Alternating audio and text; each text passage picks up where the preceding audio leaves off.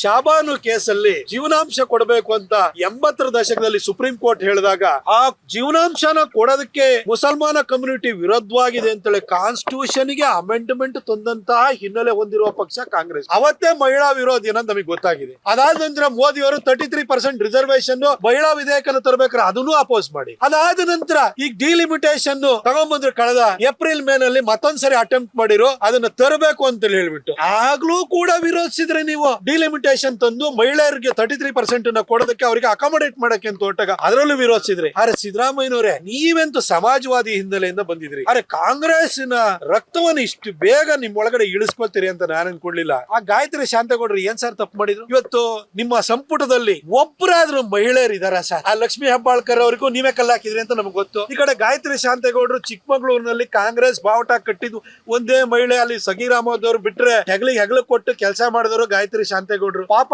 ಆಕೆ ಕೋರ್ಟ್ ಅಲ್ಲಿ ಫೈಟ್ ಮಾಡ್ಕೊಂಡು 4.5 ವರ್ಷ ಅವಧಿನೂ ಕಳ್ಕೊಂಡು ಈಗ 1.5 ವರ್ಷ ಅವಧಿ ಇದೆ. ಏನೋ ಕೊನೆಗೂ ದೇವ್ರ ಕಂಡ್ಬಿಟ್ಟ ಆಕೆ ಬಂದು ಎತ್ಕೊಂಡ್ ಬಂದಿದ್ದಾರೆ. ಅವ್ರನ್ನ ಪ್ರಮಾಣ ವಚನ ಸ್ವೀಕರಿಸಕ್ ಬನ್ನಿ ಅಂತ ಕರೆ ಮಾಡಿ ಅವರು ರಾಜಭವನಕ್ಕೆ ಅವ್ರ ಲಿಸ್ಟ್ ಕಳಿಸಿ ಅವ್ರ ಪ್ರೀತಿಯಿಂದ ನಮ್ಮ ಸಂಬಂಧಿಕ ನಮ್ಮ ಬಾಂಧವ ಅಂತ ಹೇಳಿ ನಿಮ್ಗೆ ಬುಕ್ಕೆ ಕೊಡಕ್ ಹೋದ್ರ ಬುಕ್ಕೆನ ಬಿಸಾಕಿ ಆ ರಾಜಭವನಕ್ಕೆ ಹೋದಂತ ಲಿಸ್ಟ್ ವಾಪಸ್ ತರಿಸ್ಕೊಂಡು ಕಾಂಗ್ರೆಸ್ನವರ ಮೂಲ ಕಾಂಗ್ರೆಸ್ ತರ ನೀವು ಕೂಡ ಮಹಿಳಾ ವಿರೋಧಿ ಅದ್ರಲ್ಲ ಸರ್. ಆ ಲೇಡಿ ಏನ್ ತಪ್ಪು ಮಾಡಿದ್ರು ಸರ್? ಏನ್ ಸರ್ ಇದು?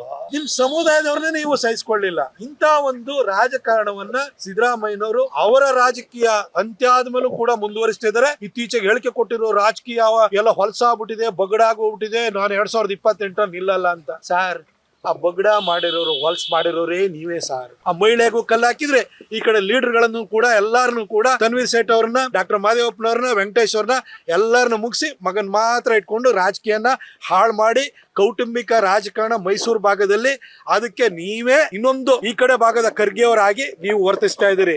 ನೀವು ಮಾಡ್ರ ಸರ್ ಹೊಲ್ಸನ್ನ, ಬೇರೆ ಯಾರು ಮಾಡಿಲ್ಲ. ಮತ್ತೆ ರಾಜಕೀಯ ಹೊಲ್ಸಾಗಿದೆ ಅಂತ ಹೇಳ್ತೀರಿ. ಅದನ್ನ ತಿಳಿ ಮಾಡೋ ಕೆಲಸ ಅವಕಾಶ ಇತ್ತು, ಅದನ್ನು ನೀವು ಮಾಡ್ಲಿಲ್ಲ.